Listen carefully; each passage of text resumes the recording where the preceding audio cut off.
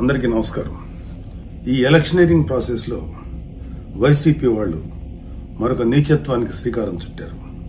12వ తారీఖు అర్ధరాత్రి నుంచి ఈ వైసీపీ గూండాలు, రౌడీలు, ఈ సన్నాసులందరూ ప్రతి ఇంటికి డబ్బులు అందజేస్తూ పోలింగ్ బూత్స్కి వెళ్లకుండా వేళ్ల మీద ఈ నల్ల సీర మార్కు వేసేసి వాళ్ళని ఓటు వెళ్ళినా కూడా డిస్క్వాలిఫై అయ్యేలాగా ప్లాన్ చేస్తున్నారు. అంటే ప్రతి ఓటరు డబ్బు తీసుకొని ఇంట్లో ఉండిపోవాలి తప్ప బయటికి వెళ్లేటువంటి ఆస్కారం లేకుండా చేస్తున్నారు. ఈ విషయాన్ని నేను ఈసీకి, chief election commissioner of Andhra Pradesh, ఆర్ఓలకి అందరికీ కూడా నేను ఇన్ఫార్మ్ చేస్తున్నాను. Please take it very seriously.